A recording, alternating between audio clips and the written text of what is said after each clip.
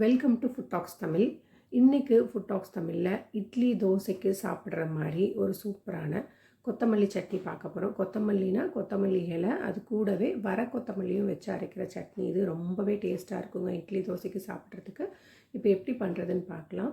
இதுக்கு ஸ்டவ்வில் ஒரு பேன் வச்சுக்கோங்க. அது நல்லா சூடானதுக்கப்புறமா எண்ணெய் விட்டுட்டு 1 கப் பெரிய வெங்காயம், நல்லா பெரிய சைஸ் வெங்காயமாக ஒரு வெங்காயம் எடுத்துக்கோங்க. இது நான் 4 பேர்த்துக்கு பண்ணுறேன்.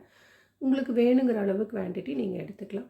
அது கூடவே ஒரு மீடியம் சைஸ் தக்காளி, காரத்துக்கு தேவையான அளவு பச்சை மிளகாய், இதெல்லாம் சேர்த்துட்டு அதோட ராஸ்மெல் போகிற அளவுக்கு நல்லா வதக்கி விட்டுருங்க. இப்போ 1 கப் கொத்தமல்லி இலை, நம்ம எந்த கப்பில் வெங்காயம் அளந்து எடுத்தோமோ அதே கப்பில் கொத்தமல்லி இலையும் எடுத்துக்கலாம்.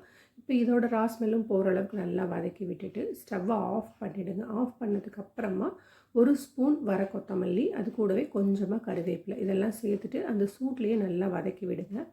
இது நல்லா வதங்கினதுக்கப்புறமா ஆற வச்சுட்டு ஒரு மிக்ஸி ஜாருக்கு மாற்றிட்டு தேவையான அளவு உப்பு சேர்த்து தண்ணி விட்டு அரைச்சிட்டோம் அப்படின்னா நமக்கு சூப்பரான கொத்தமல்லி சட்னி ரெடி ஆகிடும். நல்லா ஃப்ளேவர்ஃபுல்லாக இருக்கும், அதே மாதிரி வாசமாகவும் இருக்கும், டேஸ்ட்டாகவும் இருக்குங்க.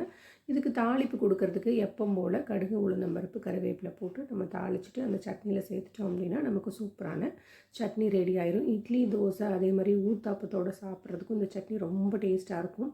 இந்த வர கொத்தமல்லி சேர்த்து அரைக்கிறதுனால அது டைஜஷனுக்கு நமக்கு ரொம்பவே ஹெல்ப் பண்ணும். அதே மாதிரி டீ, காஃபி அதிகமாக குடிக்கிறீங்களா, நிறைய பித்தம் இருக்கா, இந்த பித்தம் அதிகமாக இருக்கிறவங்களாம் இந்த வர கொத்தமல்லியை அடிக்கடி நம்ம ஃபுட்டில் சேர்த்துக்கலாம். இந்த சட்னி நீங்கள் வீட்டில் ட்ரை பண்ணி பாருங்கள், என்ஜாய் பண்ணுங்கள். தேங்க்யூ.